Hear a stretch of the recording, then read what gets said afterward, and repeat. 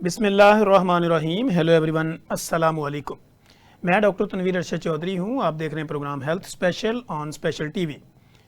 सुनते कानों देखती आंखों को डॉक्टर तनवीर अरशद चौधरी का सलाम मोहब्बत। जैसे कि हमारी तमाम ऑडियंस जानती है कि हमने हमेशा करंट इशू को टाइटल करने की कोशिश की है।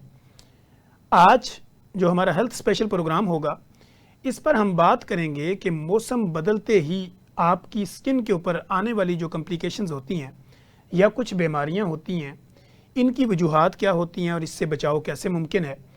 इसी तरह आजकल हम देख रहे हैं कि हमारे क्लिनिकल ट्रायल के अंदर बेशुमार पेशेंट इन कंप्लेन के साथ प्रेजेंट होते हैं कि उनको खसरा है या इसके अलावा चिकन पॉक्स हैं या कोई वायरल इन्फेक्शन है और उसके साथ उसकी बॉडी के ऊपर स्किन डैमेजिंग है या स्किन रैश बने हुए हैं। इन सारे मामलात को हम डील किस तरह कर सकते हैं, इसकी प्रिवेंशन क्या हो सकती है, इसका ट्रीटमेंट क्या होगा, और फिर इसके साथ साथ जैसे कि हम देखते हैं डिफरेंट किस्म की एक्नी हैं, स्कार्स हैं, और फिर इसके अलावा जितनी भी हम देखते हैं एस्थेटिक प्रोसीजर्स के अंदर लोगों को डिफरेंट तरीक़ों के ऊपर एक मिसगाइड किया जाता है।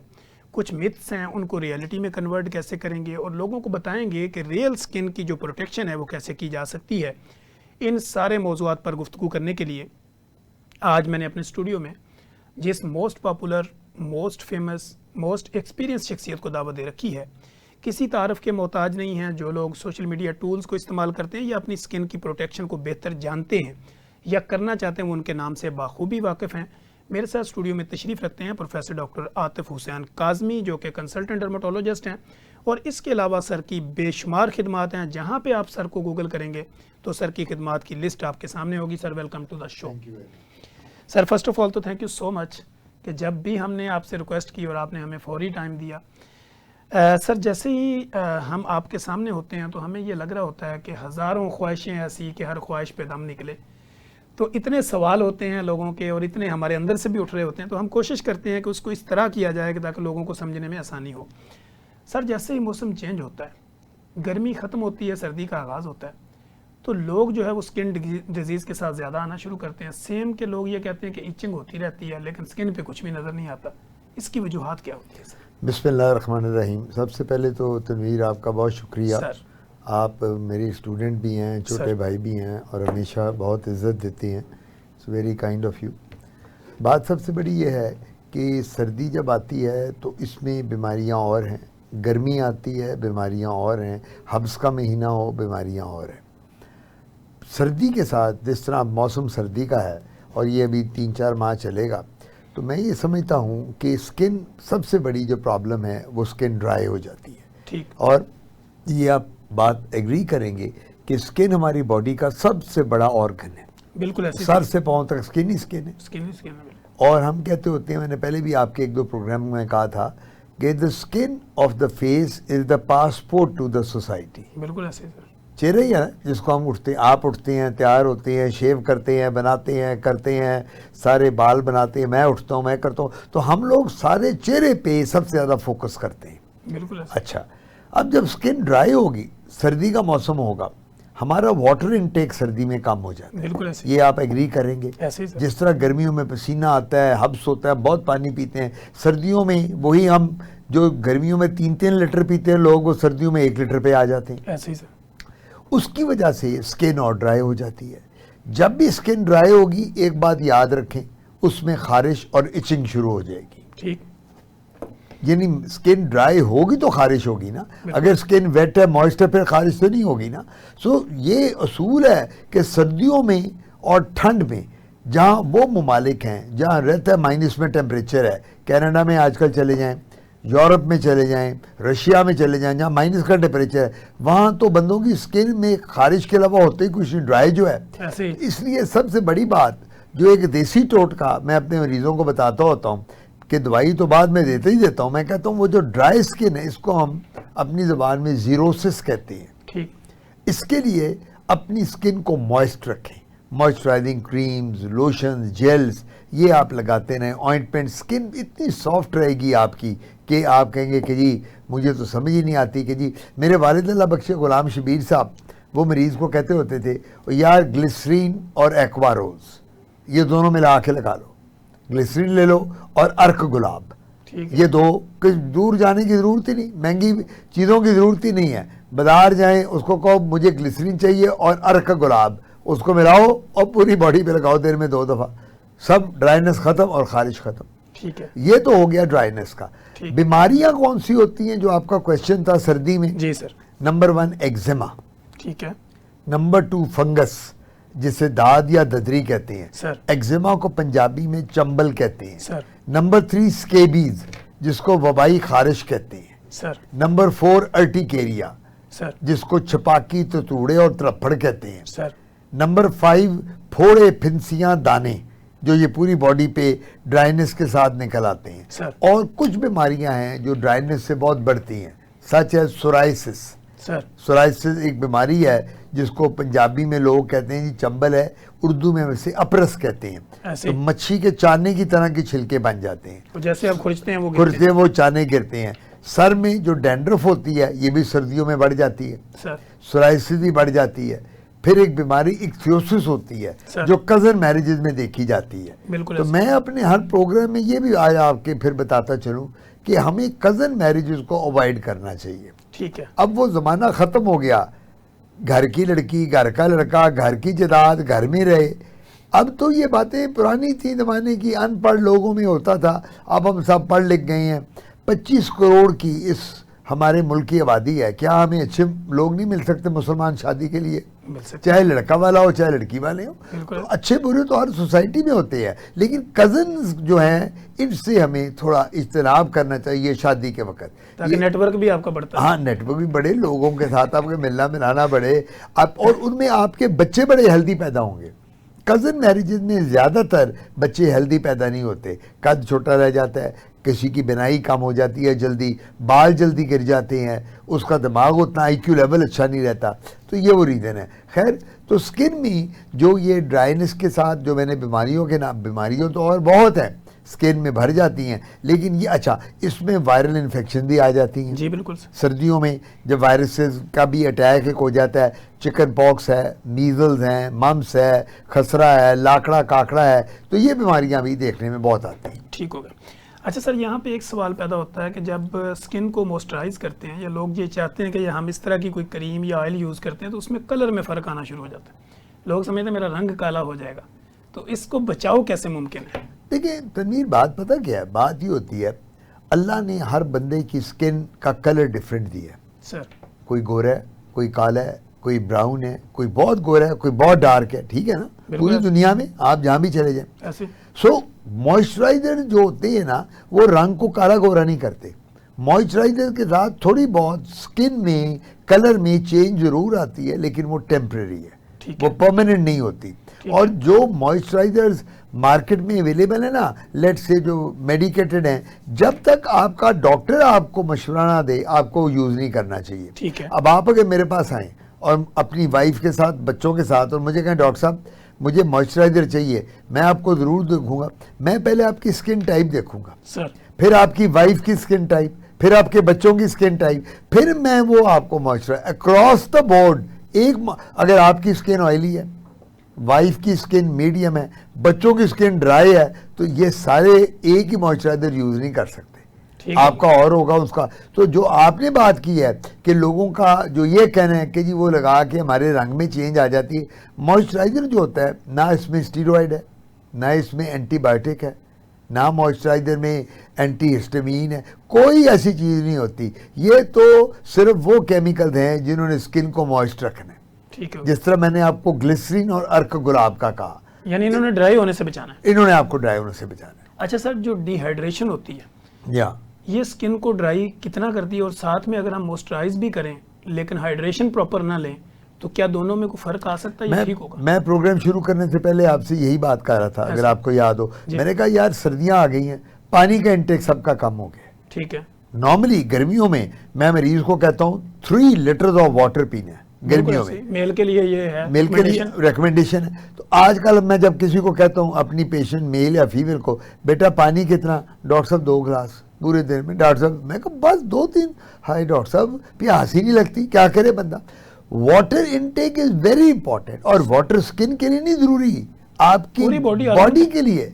आपकी किडनीज को फ्लश करती हैं, क्रिएटिनिन यूरिया आपका उसको कम करती है, आपके लिवर, आपके ब्लड, यानी पानी अल्लाह ताला ने एक ऐसी नेमत हमें दुनिया में दी है जिसकी वजह से चेहरे पे ग्लो आती है। कई ख़वातीन आती हैं, डॉक्टर साहब मेरे चेहरे पे ग्लो नहीं है। डॉक्टर आते मेरा चेहरा बड़ा मुरझाया हुआ है, तो मैं कहता हूँ भाई बताओ क्या है? डॉक्टर साहब पानी बड़ा कम, जूसेस भी मैं नहीं पीती, मैं पानी भी नहीं पीती। तो वाटर इनटेक जो आप बात कर रहे हैं ये इतना ज़रूरी है। मैं फिर क्या कहता हूँ, चलो जी सर्दियाँ आ गई ना, आप कहते हैं डॉक्टर साहब पानी मैंने नहीं पीना ज़्यादा, मैं कहता हूँ जूस पी लो, मौसमी, माल्टा, कीनू, अनार, लिक्विड फॉर्म में जो भी चीज़ चलिए, आलू बुखारा, इन चीज़ों का जब जूस जाएगा तो वो पानी की फॉर्म ही है ना जो जा रही है। तो आप अगर कहते हो यार पानी नहीं पिया जाता तो कम अज़ कम जूस पी लो यार, जूस पीना कोई गुनाह है? इतना फ्रेश जूस पाकिस्तान में आजकल फल की भरमार है, मौसमी माल्टे की, तो वो हर चीज़ मिलती है, एवरीथिंग।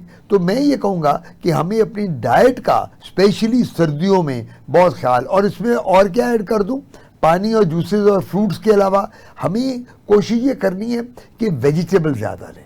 वेजिटेबल में मिनरल्स और वाइटामिन होते हैं, ये मैं बड़ी ज़रूरी बात कर रहा हूँ। खाली गोश्त पे ना लगे रहे, जा यार कढ़ाई ले आ, जा यार चरगे मुर्गे ले आ, जा यार मच्छी ले आ, ये खाएं ज़रूर, लेकिन मैं ये कहा करता हूँ कि इस पे हाथ हौला रखें, फ्रूट्स और जी हाँ एग्जैक्टली बिल्कुल ऐसे। अच्छा सर, हमने देखा है कि अंडर आर्म और अंडर लेग, मेल और फीमेल दोनों में गर्मी सर्दी के अंदर हर वक्त यहाँ खुश्की रहती है लोगों की, इससे अगर बचाव करें तो कैसे करें?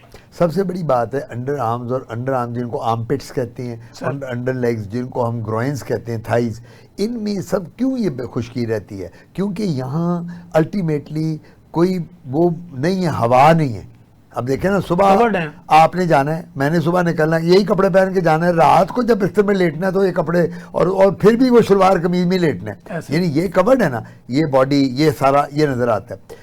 इसमें सबसे बड़ी बात क्या होती है, जो आपने बात की आर्मपिट्स में और थाइज में, ग्रॉइन में फंगस हो जाती है। गर्मी हो तो पसीने से होती है, सर्दी हो तो ना नहाने की वजह से होती है, और वो जो हमने अंडरवियर पहना होता है मर्दों ने, और वही टाइट जीन्स पहनी, फिर हमारी स्किन थाइज एक से दूसरे को लगती हैं, हमारी स्क्रॉटल स्किन टेस्टिकुलर स्किन से रब करती हैं, वो फ्रिक्शन होगी, फिर फंगस बन जाएगी, बगलों में भी पसीना आएगा, फंगस। अच्छा, फिर हम लोग जो हेयर्स को क्रीम से साफ करती हैं खवातीन, हम लोग भी अपना वो यूज़ करते हैं सेफ्टी और जेल, उसके साथ भी फंगस आ सकती है, नीचे भी हमें इसी तरह। सो फंगस का बगलों में और नीचे सर्दियों में आना बहुत कॉमन है। रीज़न क्या है कि जी हमने एक तो कपड़े बहुत मोटे पहने होते हैं, बहुत थिक कपड़े होते हैं सर्दी की वजह से, बच्चे तो नहाते ही नहीं हैं, हफ्ते में माएँ एक दफ़ा नहलाती हैं बच्चों को कि यार इसको निमोनिया ना हो जाए, ठंड ना लग जाए, दैट इज़ द रीज़न। सो इस वजह से वो जो है हमें ये करना चाहिए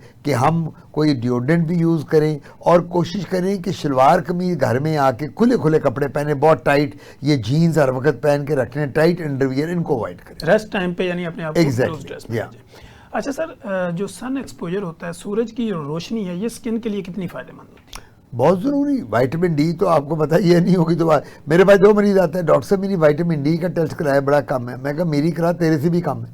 मैं कहा बेटा हम सारे पाकिस्तान में कितने लोग हैं जो धूप में जाके बैठते हैं, यानी सिवाय सर्दियों के 2-3 माह में, दिसंबर जनवरी में धूप हमें अच्छी लगती है, जब मई जून में कोई पागल है जो धूप में बैठेगा जाके? आप और मैं जून के धूप में बैठे हुए हो सूरज के सामने, तो लोग कहेंगे इनको तो साइकियाट्रिस्ट को दिखाओ जाके, यार ये तो धूप ने सेक रहे हैं विटामिन डी के लिए। विटामिन डी कब मिलेगी? और हमें स्किन बर्न हो जाएगी धूप के साथ, और कैंसर स्किन का बनेगा।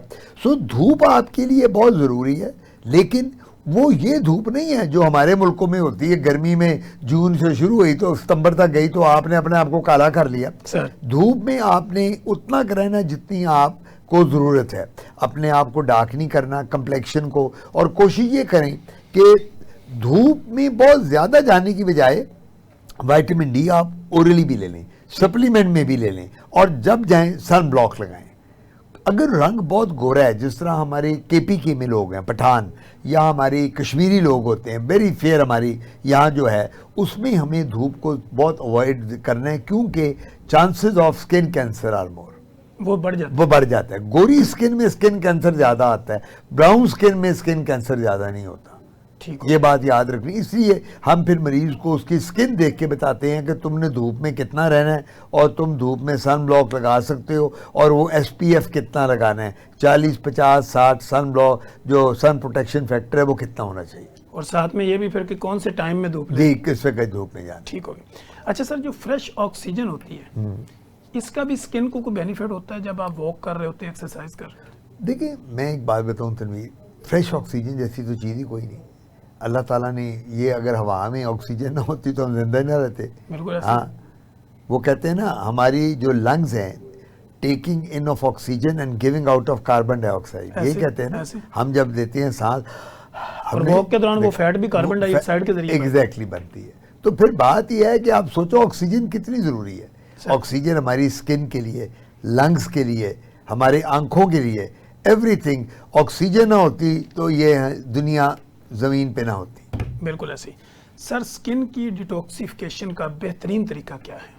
देखिए, स्किन को डिटॉक्सिफाई करने के लिए मैं कहूँगा ये देसी टोटके ना यूज़ करें। ठीक। फ्रूट्स, जूस, फल, दूध, दही, दालें, सब्जियां, मिल्क शेक, पानी टका आगे लो। ठीक। जब अल्लाह ताला ने नेमतें इतनी दी यानी है, इनपुट अच्छा होगा तो आउटपुट भी। मैं हमेशा ही कहता हूँ, देखे ना, एक बंदा कहता है मैं डिटॉक्सिफिकेशन के लिए कोई सप्लीमेंट दे दें, मुझे डिटॉक्सिफिकेशन के लोकल दे दो। मैं कहता हूँ सप्लीमेंट होते हैं नानियाँ दादियाँ वास्ते। अब आपकी उम्र का बंदा, मैं तो बूढ़ा हूँ, खैर आप तो बच्चे हो कल के, आपकी उम्र का बंदा मुझे कहा डॉक्टर साहब मुझे कोई सप्लीमेंट, मैं कहूँगा यार क्या जरूरत है तनवीर, फ्रूट खा, जूस खा, सब्जी जो खा, उम्र है गोश्त आपकी खा, खाने तू जो हार मुंडा है यार।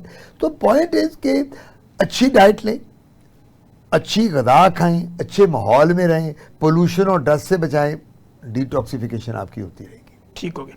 अच्छा सर, जैसे कि आजकल हम देख रहे हैं कि वायरल इन्फेक्शन का बहुत जोर है, लोगों को बुखार, हाई ग्रेड फीवर हो रहा है, इसके साथ साथ मेजल्स, खसरा और इस तरह की कैफियत भी आ रही है और वायरल इन्फेक्शन भी बॉडी के ऊपर होता है। तो क्या इस तरह के जो निशानात किसी बीमारी के थ्रू आते हैं तो उनको जाने में कितना टाइम लग सकता है? देखो, बात है वायरल इन्फेक्शन, आप तो जानते हैं बीइंग ए डॉक्टर, MMR का जो टीका लगाया जाता है सर। पैदाइश पे, वो क्यों देते हैं? उसमें 3 चीज़ें हैं, sir. Measles, mumps and rubella. बिल्कुल ऐसे। खसरा भी है, कनपेड़े भी हैं और रूबेला भी है, जिसको येलो फीवर भी कई लोग कहते हैं, सर ऐसे। पीला बुखार, काला बुखार, जो भी है। चिकन पॉक्स जो है ये भी वायरल है, जिसको हम उर्दू में लाखड़ा काखड़ा कहते हैं। ऐसे ही सर। मोके होते हैं जिनको हम अंग्रेजी में वॉट्स कहते हैं। हर्पीज होती है जिसको, यानी वो सेक्सुअल कांटेक्ट के बाद भी आ जाती है, ऐसे ही। हर्पीज। अच्छा, अब ये वायरल डिजीज क्या होती हैं? जब सर्दी होगी ना तो ड्राई वेदर में वायरस जल्दी रेप्लिकेट करता है, सर। ठीक है ना, वो ज्यादा फैलता है। और अल्टीमेटली क्या होगा? अब आजकल मैं एक और बात बताता चलूं, जो आपने वायरसेस की बात की है ना, आजकल फ्लू वायरस बहुत हुई है। ऐसे ही है, बिल्कुल। मुझे बाकियों कराची पिंडी का तो नहीं पता, लाहौर में बहुत- जो भी मेरा मरीज आता है ना, कमरे में खांसता हुआ आता है और खांसता हुआ निकलता है। ऐसे ही। इतना फ्लू, नाक बह रहा है फ्लू, मेरे घर में भी। मैं ऐसे ही। आजकल ऑब्वियसली प्रिंसिपल हूँ, एक जगह वाइस प्रिंसिपल हूँ, तो वहाँ मैं जाता हूँ, सुबह मरीज आते हैं तो मैं उनको दूर बैठाता हूँ, कहता हूँ यहाँ मास्क पहनो या 6 फुट दूर हो जाओ, तो मेरे मुंह में ना खांसो, नहीं तो मैं भी गया, जो भी वायरस है। ऐसे। तो ये वायरल इन्फेक्शन इस सीजन में बहुत बढ़ जाती है। ठीक तो हमें उसका करना क्या है? उसका बेस्ट प्रिवेंशन है कि हम मास्क पहना करें, 6 फुट का डिस्टेंस रखें। और जो आपने निशानों की बात की है, सर। देखें, अब ये मीजल्स को उर्दू में खसरा कहते हैं। ऐसे ही। मीजल्स की कोई ट्रीटमेंट नहीं है, इसकी ट्रीटमेंट है सिम्टोमेटिक। सिम्टोमेटिक का क्या मतलब होता है? कि जब सिम्टम्स बुखार है। जी नाज़रीन, कहीं मत जाइएगा, हमारे साथ रहिएगा। यहीं पे वक्त हुआ एक ब्रेक का। ब्रेक के बाद आएंगे तो प्रोफेसर डॉक्टर आतिफ हुसैन काज़मी हमारे साथ मौजूद होंगे और मज़े की गुफ्तगू जारी रखेंगे। वेलकम बैक नाज़रीन, आप देख रहे हैं हेल्थ स्पेशल प्रोग्राम। मेरे साथ जो आज की मारूफ शख्सियात मौजूद हैं, प्रोफेसर डॉक्टर आतिफ हुसैन काज़मी। हम कोशिश ये कर रहे हैं कि आपने इस प्रोग्राम के पहले हिस्से में जैसे हमने बात की, अब भी हमारी ये कोशिश होती है कि एविडेंस बेस्ड प्रैक्टिस को प्रमोट किया जाए, बेस्ड ऑन साइंस गुफ्तगू करके आप लोगों की ज़िंदगियों में आसानी पैदा करने की भरपूर कोशिश की जाए।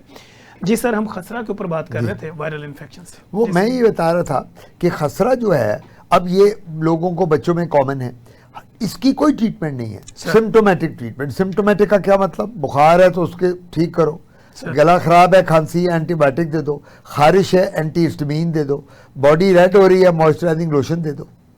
यही है ना मेन। अच्छा, अब जो हम ये, मुझे लोग कहते हैं भाई डॉक्टर साहब, अगर आप बचपन में जब बच्चा पैदा होता है हम उसकी वैक्सीनेशन कराते हैं, चिकन पॉक्स की भी हो रही है, MMR भी हो रही है, मॉन्टूज भी होता है, मॉन्टूज कराते हैं, फिर भी TB हो जाती है बड़े होके, कहते हैं जी ये खसरे की कराई है, फिर भी मैं उनको बताता ही हूँ बेटा अगर ये ना कराई हो तो उसकी सिवेरिटी इतनी होगी बड़ी उम्र में कि डेथ भी होने का डर है। अगर ये कराई हो तो आप इम्यूनो कॉम्प्रोमाइज नहीं होते, आपकी इम्यूनिटी बेहतर होती है, तो वो जो चिकन पॉक्स होनी है या वो जो खसरा होना है, मीजल्स या मम्स होने हैं कनपेड़े, उनकी इंटेंसिटी कम होगी, उनकी सिम्टम्स कम। सो जब भी आपको वायरल इन्फेक्शन आए, चिकन पॉक्स आए जिसे लाखड़ा काकड़ा कहते हैं, या आपको ये मीजल और मम्स हो, तो आपने सिम्टोमेटिक ट्रीटमेंट लेनी है, लंबे चौड़े ट्रीटमेंट से नहीं जाना, स्टीरॉयड नहीं लेने, बहुत ज़्यादा एंटीबायोटिक। अपने कंसर्न डॉक्टर से बात करें, ये सारी ट्रीटेबल कंडीशन है। मसला वहाँ आता है इन बीमारियों का कि जहाँ इम्यूनो कॉम्प्रोमाइज्ड हो। अगर एक बच्चे को या एक बड़े को, किसी को वो कोई अल्लाह ना करे कैंसर है, या एक बंदा जो है उसको कोई अंदरूनी बीमारी है, उनमें उसको कहते हैं कोमॉर्बिडिटीज, ऐसे मरीजों में प्रॉब्लम कॉम्प्लिकेशंस की ज़्यादा होती है। तो अगर वो नहीं है तो ये हफ्ते हफ्ते की मान है, ये बीमारियाँ एक एक हफ्ते में ठीक हो जाएगी। सर खसरे की हमने बात की, चिकन पॉक्स के भी आजकल केस आते हैं खासतौर पे छोटे बच्चों में, तो उनके जब दानों के अंदर पीप पड़ जाती है, बाज़ दफ़ा दाने बिगड़ भी जाते हैं और उसके निशान जो बन जाते हैं, तो माएँ कंसर्न होती हैं क्या ये निशान परमानेंट रहेंगे या टेम्परेरी होंगे? देखें, बड़ा अच्छा क्वेश्चन है।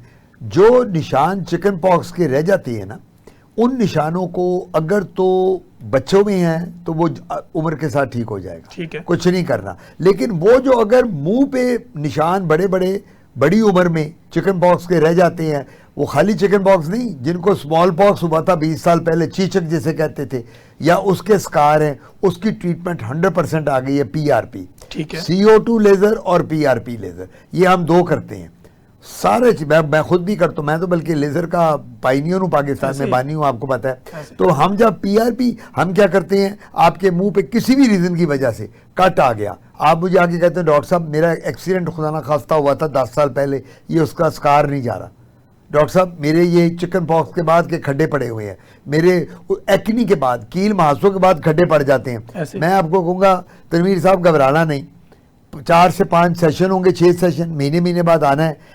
एक सेशन में मैं PRP करूंगा, अगले सेशन में CO2 लेज़र, और चेहरा आपका 80-90% साफ हो जाएगा। तो अब हमारे पास ट्रीटमेंट निशानों के लिए भी है और स्कार्स के लिए भी, जिसको उर्दू में खड्डे या पंजाबी में गड़े कहते हैं, वो भी है। ठीक हो गया। अच्छा सर, हम ये देखते हैं कि प्रेग्नेंट वुमेन के अंदर पिगमेंटेशन हो जाती है, स्याहियाँ पड़ जाती हैं और पक्के निशान फिक्स हुए होते हैं, क्या उनका इलाज भी लेज़र के थ्रू? 100%। लेज़र से ज़्यादा उनका इलाज जो है वो क्रीमों और लोशन के साथ है।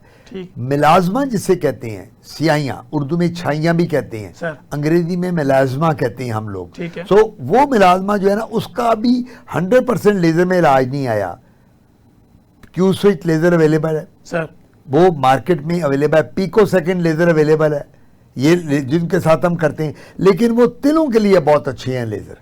जब छाइयाँ पड़ जाती है ना, बटरफ्लाई एरिया, इस एरिया में नाक में, during pregnancy and after pregnancy, तो हम खातून को ये कहते हैं कि तुमने बेटा डाइट पे फोकस करना है और कोशिश करो प्रेगनेंसी में अगला बच्चा 5 साल बाद गैप दे के करो, साथ साथ मत करो। फिर ऐसी खवातीन को हमें कहना होता है कि अपने मेंस्ट्रुअल साइकिल के लिए गायनी वाली से ज़रूर बात करें, डॉक्टर से, उनको बताओ पॉलीसिस्टिक ओवरीज तो नहीं है, हार्मोनल इश्यूज तो नहीं है, फिर वो उनको वो बताती हैं।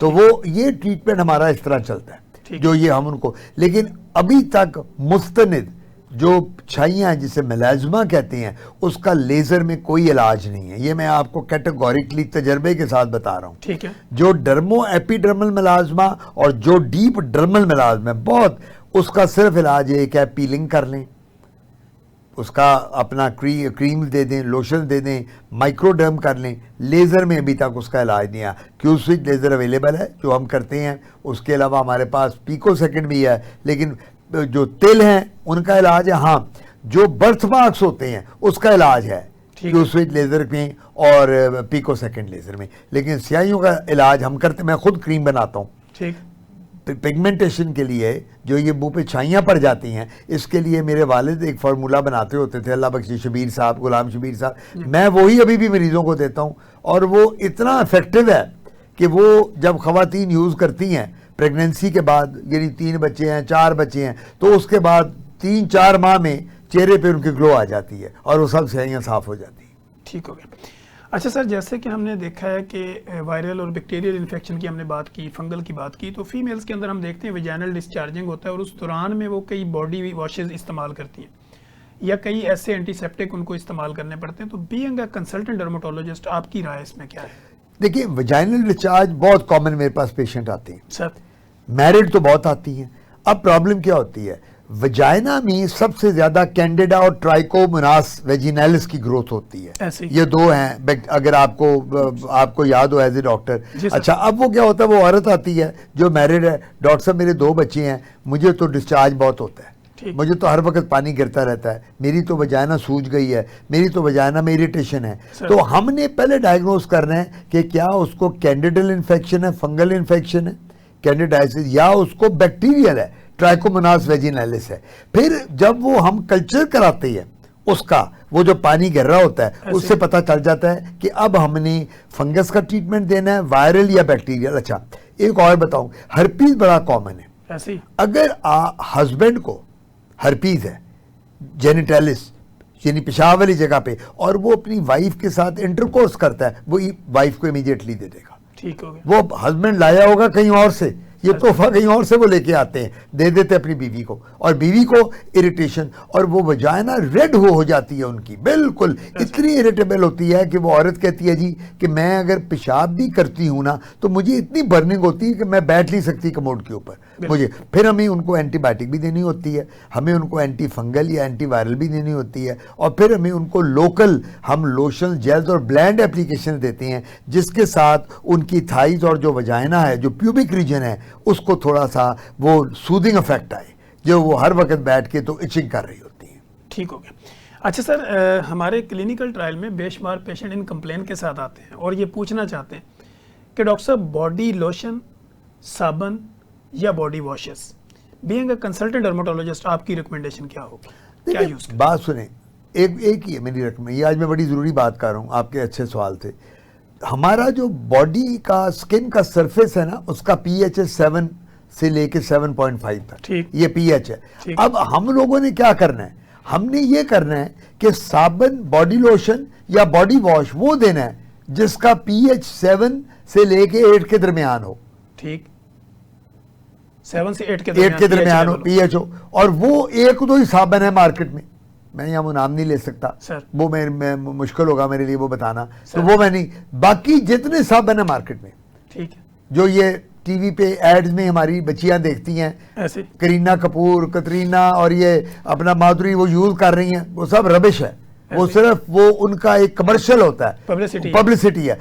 तो आपने अपने डर्मेटोलॉजिस्ट से पूछना है कि डॉक्टर साहब मैंने बॉडी वॉश कौन सा यूज करना है, मैंने लोशन कौन सा यूज करना है, जेल और साबुन कौन सा यूज करना है, वो हम आपको बताएंगे, और उसके साथ आपकी स्किन पे कभी भी सेकेंडरी इन्फेक्शन नहीं आएगी। कई कहते हैं जी मुझे तो साबुन, बड़े मरीज आपको कहते होंगे लोग, डॉक्टर साहब साबुन ही सूट नहीं करता, मुझे तो शैम्पू सूट नहीं करता, मेरे तो बाल गिर गए फलाने शैम्पू से। सो एक शैम्पू सबके लिए नहीं हो सकता, एक साबुन आपकी पूरी फैमिली के लिए नहीं हो सकता, आपने स्किन देख के ट्रीट करना है। अब आपके बाल और हैं, मेरे बाल और हैं, आपकी वाइफ की और हैं, मेरे वाइफ की और हैं, हम सब के डिफरेंट हैं, तो वो जो डिफरेंट हेयर ग्रोथ है उसके लिए शैम्पूज भी डिफरेंट है। बिल्कुल ऐसे ही। अब आपको अगर डैंड्रफ है या मुझे डैंड्रफ है तो मेरा शैम्पू डिफरेंट होगा, बिल्कुल, वो एक नहीं होगा। अगर मेरी फैमिली में, आपकी फैमिली में डैंड्रफ नहीं है तो वो एंटी डैंड्रफ और कंडीशनर यूज होगा। ठीक है, मेरी बात आप समझ रहे हैं? तो लोग क्या करते हैं, एक शैम्पू रखा, चल भाई सारी फैमिली, आपने कहा अपनी बीवी को मैं दफ्तर जा रहा हूं, बच्चों को भी इसी शैम्पू से सर धुला दो, दैट इज रॉन्ग। हमें यह देखना है कि बच्चों की स्कैल्प जो है डैंड्रफ फ्री है कि नहीं है, ठीक है, नॉर्मल है, आपकी वाइफ की स्किन कैसी है आपकी, फिर हमें शैम्पूज, लोशन, बॉडी वॉश और ये स्प्रेज देनी है।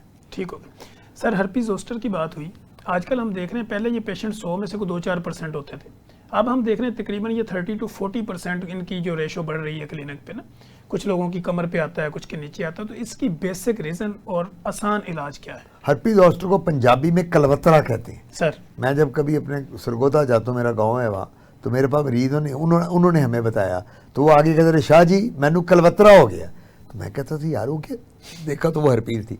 हर्पीज की जो आपने बताई ना सर, एक सबसे ज़्यादा कॉमन जो है ना वो है थोरेसिक हर्पीज, चेस्ट के ऊपर, सर। फिर है सर्वाइकल हर्पीज इधर, फिर ऑफ्थेल्मिक हर्पीज, फिर lumbar herpes, lumbosacral herpes zoster. Herpes zoster में पेन बहुत होती है, ये बात याद रखनी है। इतनी पेन होती है मरीज को, मरीज आके कहता है डॉक्टर साहब मैं मर गया, मुझे बचा लें, मैं मर जाऊंगा, मुझे तो हार्ट अटैक की इतनी लोगों को नहीं फील होगी जितनी इसमें होती है। जो वायरस होता है ना चिकन पॉक्स का, लाकड़े काकड़े का, जिसे कहते हैं वेरिसेला जोस्टर वायरस, जो बचपन में हुआ होता है सर। ये वो वायरस बॉडी में रह जाता है। ठीक है। ये वही वायरस रीएक्टिवेट करता है जब आपकी इम्यूनिटी कम होती है, जब आपकी कुव्वत मदाफत कम हो जाती है। अब लेट से आपको मुझे बचपन में चिकन पॉक्स हुआ होगा, हम तो भूल गए, हमारे पेरेंट्स ने कभी बताया होगा या नहीं याद होगा। अब वायरस हमारी बॉडी में डेड पड़ा है, वो रेस्ट कर रहा है, सोया हुआ है, मजे कर रहा है, फिर रहा है। अब अल्लाह ना करे आप और मैं एक मेजर बीमारी में मुब्तला हो जाते हैं, बिल्कुल ऐसी कोई अंदरूनी, और हम बहुत दवाइयाँ, हमारी कुव्वत मदाफत कम हो गई, हमारी इम्यूनिटी कम हो गई, वो जो वायरस है वो रिएक्टिवेट करेगा वेरिसेला जोस्टर, और वो रिएक्टिवेट करके आपको हर्पीज जोस्टर दे जाएगा, जिसे पंजाबी में कलवतरा कहते हैं। लेकिन ये जानलेवा नहीं है, ठीक है, इसका खतरा कोई नहीं है। सबसे बड़ी बात है 60 साल के बाद अगर ये हो तो पेन इसकी 6-6 महीने साल तक रहती है। ऐसे पेन के लिए भी दवाइयाँ आ गई हैं, इंजेक्शन भी आ गए हैं, वो भी देते हैं, क्रीम्स भी आ गई हैं पेन की, ट्रीटमेंट अब हर्पीज जोस्टर की आ गई है। लेकिन ये बात है कि इसकी पेन बहुत ज़्यादा है, चिकन पॉक्स में पेन नहीं होती, चिकन पॉक्स में खारिश है, इसमें खाली पेन होती, ये लगने वाली नहीं है, ये कंटेजियस नहीं है। चिकन पॉक्स इमीडिएटली कंटेजियस है, ठीक हो गया। उसमें तो चिकन पॉक्स का अगर आज एक बच्चे को घर में है, साथ ही दूसरे बच्चे को, अगर माँ को चिकन पॉक्स नहीं बचपन हुआ, माँ भी फंस गई, बाप को नहीं, वो चिकन पॉक्स, और वन टाइम होता है जिंदगी में, एक दफ़ा चिकन पॉक्स, जिंदगी में एक दफ़ा हर्पीज जोस्टर, ठीक है, बार बार नहीं होता, बिल्कुल जिंदगी में एक बार।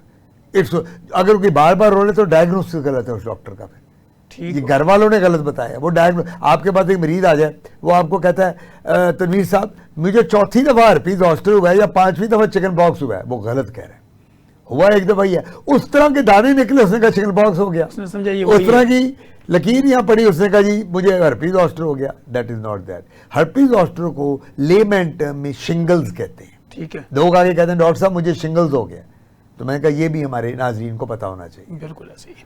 अच्छा सर, वाट की जैसे आपने बात की, तिल, मोके, ये बड़े बड़े लोगों की कमर पे भी होते हैं, चेहरे पे भी होते हैं, कान, नोज, हर जगह पे होते हैं। इनको अगर उतारने का तरीका हो तो क्या वो थ्रू लेजर होगा, थ्रू मेडिकेशन होगा? ओनली थ्रू इलेक्ट्रोकॉटरी, बर्न करके मुखों को जलाया जाता है, नंबर 1। ठीक है। Number 2 cryo surgery, liquid nitrogen spray के साथ। ठीक है। लिक्विड नाइट्रोजन होती है -200 300 टेम्परेचर पे, ठंडी गैस, वो बच्चों के लिए है। बच्चे छोटे जो होते हैं वो कॉटरी तो नहीं कराएंगे, इलेक्ट्रोकॉटरी। इलेक्ट्रोकॉटरी क्या होती है चीज़, बिजली के करंट के साथ, वो नोजल के साथ, नीडल के साथ आपने बर्न करना है, वो बच्चे बर्न नहीं कराते। तो बच्चों का बेस्ट होता है हम क्रायो सर्जरी करते हैं ठंडी गैस के साथ, बच्चा रोता भी नहीं है, फारग हो जाता है। फिर अगर क्रायो और कॉटरी है तो केमिकल पीलिंग है, पोडोफाइलम रेजिन एक केमिकल है जो हम बनवाते हैं, पोडोफाइलम। और जेनिटल वॉर्ड्स बहुत मसला है वहाँ, जब भी जेनिटल वॉर्ड्स होंगे, प्रॉब्लम यहाँ ये आती है कि अगर जेनिटल वॉर्ड्स हैं तो बंदे को हैं वो अपनी वाइफ को दे देगा। अगर वाइफ प्रेग्नेंट हो गई है पर चांस, तो अल्लाह ना करे बच्चे में जाने का डर है at the time of pregnancy, delivery, तो डिलीवरी के वक्त भी अगर वाइफ के जेनिटल वॉर्ड्स हैं, वजाइनल वॉर्ड्स हैं, तो you have to first treat. Gynaecologist क्या करेगी, हम उसको कहेंगे तुम खुद कर दो इसकी कॉटरी या हमारे पास भेजो, ताकि डिलीवरी से पहले अगर बच्चा डिलीवर कर रहे हैं यह ना हो कि माँ बच्चे को वॉर्ड से जाए। तो इसकी ट्रीटमेंट मैंने केमिकल, अगली ट्रीटमेंट इसकी जो है वो लेज़र है, CO2 लेज़र, वो हम करते हैं और उससे ख़त्म हो जाते हैं। वॉट्स भी 2-3 किस्म के, ये तो वायरल हो गए लगने वाले। एक होते हैं सेबरिक वॉट्स जो जेनेटिक होते हैं, ठीक है, बाप को थे, दादे को थे, बड़े बड़े मोटे मोटे काले काले से होते हैं बॉडी पे, जिस्म पे, उनका भी लेजर है, उनकी भी कॉटरी है, ट्रीटेबल है सब चीजें। ये आज के दौर में सारी चीजें मुमकिन, आजकल के दौर में सब जहां लेजर आ गए हैं, कॉटरी, लेकिन प्राइमरी जो इसकी ट्रीटमेंट है वो इलेक्ट्रोकॉटरी और क्रायोसर्जरी। ठीक हो गया। अच्छा सर, इसके अलावा हम देखते हैं आजकल ग्लास स्किन का बड़ा चर्चा है। लोग कहते हैं कि जी मैंने फलां जगह से ये ट्रीटमेंट एस्थेटिक लिया, मेरी स्किन ग्लास की तरह चमकती होगी। ये ग्लास स्किन क्या है? ये ग्लास टूट जाता है एकदम। रियलिटी तो यही है। मैं आपको बता रहा हूँ, मेरे से ज्यादा कौन है तजुर्बाकार, वही मैं कहता हूँ, मुझे 45 साल डर्मेटोलॉजी में हो गए। सर प्रॉब्लम यार तनवीर जो सबसे बड़ी है ना, हम डॉक्टरों ने भी क्वैकरी शुरू कर दी। ऐसे ही आई एम सॉरी टू से, ऐसे ही मैं सबकी बात नहीं कर रहा, ऐसे ही। हमारे कुछ डॉक्टर हैं जो क्वैक बन गए। बिल्कुल ऐसे ही। एक तो क्वैक होता है ना जो मैट्रिक पास है और दुकानदारी, हम कहते हैं इसके क्वैक जोड़, तू तेरे पास क्या क्वालिफिकेशन है, तू पीएमडी से रजिस्टर्ड है, तू ये तो झूठा फ्रॉडी है। एक डॉक्टर जो पीएमडीसी से रजिस्टर्ड हो, अगर वो 2 नंबरियां शुरू कर दे कोई भी, तो वो उसका फिर वो अल्लाह ताला को भी ऊपर जाके हिसाब देना, ये डरते रहना चाहिए। हो ये रहा है ग्लास स्किन का, आप मेरे पास आए सर, आपने मुझे आके कहा कादमी साहब मेरी ग्लास स्किन कर दें, you are the top dermatologist, आपके पास लेज़र हैं, फलानी चीज़ें हैं, आपके पास पीआरपी है, बोटॉक्स है, फिलर्स हैं, एक्सोसोम्स हैं, सब कुछ है। मैं अभी ये देखता हूँ कि यार ये तो बड़ी मोटी सामी है, इसको लंबा डाल लो। मैं कहता हूँ जी 50,000 रुपये जमा कराएं तो लेट जाओ। अब मैं क्या करूँगा, मैं वो रिजुविनेटिंग लेज़र यूज़ करूँगा। एक बात बताता चलूँ, एक दफ़ा आपने कोई फेशियल प्रोसीजर करा लिया, बोटॉक्स हो, फिलर्स हो, रिजुविनेटिंग लेज़र हो, पीआरपी हो, एक्सोसोम्स हो, तो ये काम चल रहा है। फिर रुकेगा ये नहीं। वन टाइम नहीं है, ये वन टाइम नहीं है। अब आपने हर 6 महीने बाद 80,000, 60,000, 40,000, 50,000 देने देना डॉक्टर को जाके, क्योंकि उसने आपको फंसा लिया। अगर आप नहीं करेंगे तो आपकी वेयर एंड टेयर बहुत हो जाएगी स्किन की। सो वो ग्लास स्किन करते करते 10 लाख रुपया खर्च करके एक दिन जब आप अगर मियाँ तो आपकी बीवी ग्लास स्किन के, तो आपने अपनी बीवी को कहना है 10 लाख रुपया तुझे मैं दे चुका हूँ, मुझे ऐसी स्किन पसंद है जैसी तेरी है, मुझे नहीं ग्लास स्किन चाहिए, तू बंद करते जाना। लो जी, वो बीवी भी फ्रस्ट्रेटेड है, आपने भी सोचा कि इसने कितनी गलती की है पैसे। सो ग्लास स्किन के लिए मैं ये समझता हूँ ये प्रोसीजर जो हैं जहाँ ज़रूरत है वहाँ करें। ठीक है। आप यकीन करो तनवीर, मेरे पास ख़वातीन आती हैं यूँ लिफाफे पैसों के उनके पास, अमीर घराने की पढ़ी लिखी ख़वातीन, डॉक्टर आते मेरी रिजुविनेटिंग लेज़र कर दें स्किन की, मेरा बोटॉक्स कर दें, मेरे फिलर्स कर दें। मैं कहता हूँ पैसे उठाओ और भाग जाओ, यू डोंट रिक्वायर। कहती आपको क्या है, पैसे तो मैं दे रही हूँ, मैं आपको पैसे। मैं कहता हूँ मुझे क्या है, वो ऊपर एक जिसको जो जवाब सबसे दे- बड़ी ताकत, मैंने एक दिन ऊपर जाना है, बिल्कुल ऐसे। सारी उम्र मैंने नहीं यहाँ बैठना, बिल्कुल ऐसे ऊपर ही। जाके वो जब रजिस्टर खुलेगा ना तो उसमें पूछा जाएगा कादमी साहब आपने एक औरत से 80,000 लिया था और उस औरत का वो ज़रूरत ही नहीं थी, तो वो आपने क्यों किया, इसका हिसाब दें। बिल्कुल तो ऐसे। ये लोग समझते नहीं हैं हमारे डॉक्टर। तो मैं उस वक्त उन्हें कह देता हूँ, मेरा ये होता है अगर ज़रूरत है तो ज़रूर करें, प्रोसीजर करवाएं। लड़की है क्या, उसका नाक बहुत मोटा है, उसका रिश्ता नहीं हो रहा, बहुत खूबसूरत है, गुड लुकिंग है, पढ़ी लिखी है, लेकिन उसकी राइनोप्लास्टी होनी चाहिए। बिल्कुल बिल्कुल क्यों नहीं होनी चाहिए।